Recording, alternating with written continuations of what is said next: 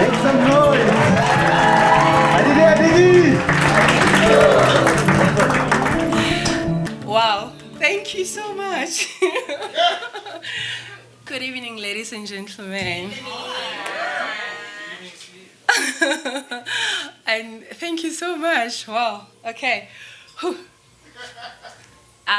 Napjadi. That's the name that I love. But yeah, my other name is Maria. And the title of my book is Mosaic Yangu. It's Swahili, it means my mosaic. Because I believe that my life as shattered pieces that were put together by love. And at the end, we have this beautiful being that's not just beautiful outside. I believe she's also beautiful inside. And her story brings healing and beauty out of other people.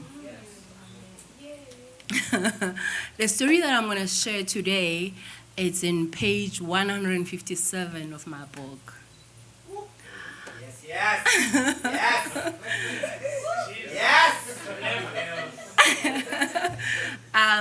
I feel like I need to say this. Lazola and and Tandufigwa, we met through the midnight train. We were working together to assist our neighbors in Mozambique, where she was slaughtering chickens and talking to cows. Yes, and the relationship grew. And here we are today. And he invited me. He said, Maria, I've read your story. I like everyone that I know to have a copy of your book. So please come to Joburg and come and tell us your story. So I drove all the way from Palabora to come and share with you my story, which is very interesting. So I have to say so for myself.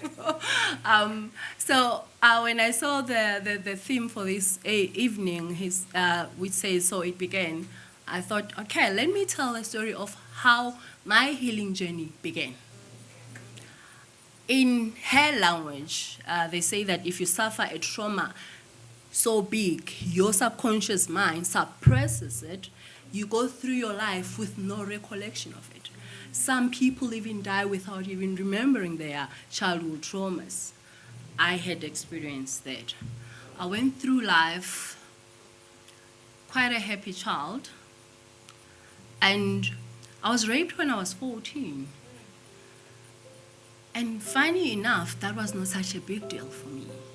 Instead of feeling my pain and crying for myself, I cried for my sister who was raped a few years before me when she was 11.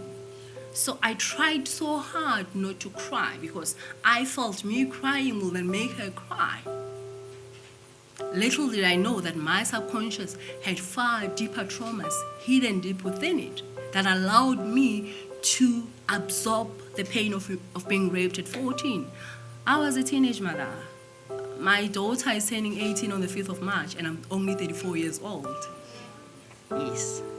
I lived with their father when I was 17, and I left him when I was 30. So basically, I spent my entire teenage and adult life with a man and giving birth to 5 kids. So I'm a mother of 5. I know.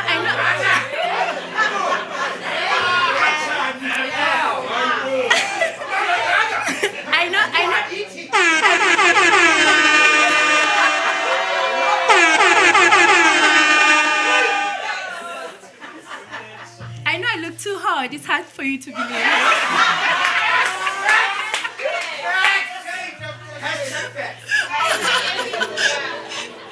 But my friends like saying that I make walking away from abusive relationships look so beautiful. Yeah. But I was able to live with that man for a whole 13 years, enduring the financial, emotional, sexual abuse, only because my subconscious had something far worse, and it said, girl, this is nothing. Like, you have seen worse, but it did not tell me what it was. Until 2017, I went on a fast for 40 days. And at the end of the fast, I felt so uneasy. Somehow, I think the insipid religious part of me that was still left kind of thought when you go on a fast, then you come out, you are so holy, you and God are like sitting, like I've moved Abraham, I'm sitting there. Like my life has to be some smooth sailing, hey? But everything was so out of place, and I could not figure out what it was until one afternoon. So it began. I was lying in bed. I love my weekends. When I was working in the mining industry, I worked in the mining industry for 9 years. I resigned in 2018. So when I was still working, my Saturdays were bed rest. So I will lie in bed the whole Saturday, get out in the evening if I feel like it. Yes. So that Saturday was no different from all my other Saturdays. Woke up in the morning, went for a run, came back, and then lay in bed. As I lay in there, I had an encounter with myself. I met 4 young girls. And these young girls lived within me. Some I knew, some I did not know. I met my 14-year-old self. This time she was pissed at me. And I was like, girl, we were over this. Yes, we were raped. Did we die? No. We are here, we're still alive, hey? He was arrested, convicted, he died in jail. Was that not enough justice? Why are we angry now? And that chick was like, bitch, you did not cry. You lied on that hospital bed when that male nurse was going through your vagina like you were some guinea pig, and he said, these things don't take too long to heal. He spoke about your vagina as if he's talking about some piece of thing, and you kept quiet. You didn't speak out when they allowed a man to touch you so few hours after you were violated by a man. You lay there and you allow them to touch me. And instead of feeling my pain, you felt sorry for your sister. Now, yes, you are 31 years old, but you're going to feel the pain of the 14-year-old. I thought I was losing my mind. Because in me, I had made myself to believe, you know this thing of saying pain will cut as deep as you allow it? And I was like, I'm not allowing this pain to cut me, so I won't feel it. Little did I know that whether you feel it or you don't, if it's your pain, and it's in you. And I cried. I could even smell the cigarette scent on that monster's body. So many years later, it was as if it had just happened. I felt so stupid for crying the way I did in 2017 over something that happened in 2000. It was so long ago, it was 17 years. But because I had not allowed the 14-year-old child to feel her pain, she demanded her pain to be felt at that moment.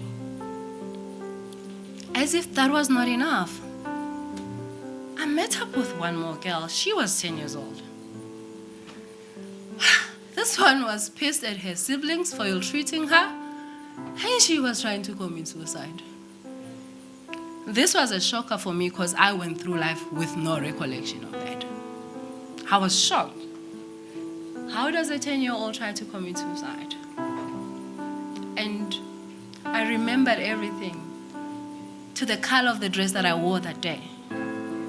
I was sitting next to a fire, and my brother, who was 14 years older than me, came. He took a stick from the fire and hit me with it. I had no idea why he was doing that. And to my knowledge, that was not the first time he was doing it. So it was the norm in the house. And my mother will just sit and watch. And that day in 1995, the 10-year-old me got fed up, and she was like, let's just exit this planet. this ain't for us. But fortunately for this old me, but unfortunately for that young 10-year-old who wanted to die, there was a woman who had visited my mother. So she saw me making food and putting broken pieces of glass in the food for me to eat. And as I was about to take my first bite, that was supposed to be my last meal, she hit the plate out of my hands, and everyone was like, what's going on? And like, she's trying to eat broken pieces of bottle, and I was almost beaten up for trying to commit suicide. Yeah, that's what we do. That's what we do today. When someone tries to commit suicide or they commit suicide, we have so much to say, but no one ever cares about the series of events that led to that day when a person says, I'm done. No one wakes up in their rightful mind and say, you know what, let me just die. Anyway, the shock of my life was about to come. She was 6 years old. At first, I thought I see my daughter. I have a daughter, she's now 5, turning 6 in June. In July, she will kill me if she heard me say June instead of July. She's such a replica of me, sometimes I want to sell her. Because it's quite difficult to, discipline yourself out of your child. So, I saw this child, she had blood in her dress. I panicked. I thought, okay, am I having a vision? What's going to happen to my daughter? Why? Why am I seeing my daughter with blood on her dress? Little did I know that I was remembering my 6-year-old self being raped by my mother's boyfriend. But that was not the shocking part. The most shocking part about this whole thing was my mother's reaction to the whole thing. My mother's boyfriend gradually prepared me, if I may put it like that. Sometimes we find 14-year-old pregnant with a stepfather or their father and she wanted to sleep with him. Little do we know that this child was gradually prepared. Some even think they're in love with this person. Some kids even defend these monsters because throughout the years, they are made to believe that it's okay. So, my mother's boyfriend raped me. My mother caught him in the act, and she beat me up. And after beating me up, she walked away. And so it began. At that moment, realizing my deepest trauma allowed me to see all my life traumas as traumas. I stopped trivializing all the pain that I went throughout my life. And I started my healing journey, which you can read all about it in this book. Thank you very much, ladies and gentlemen.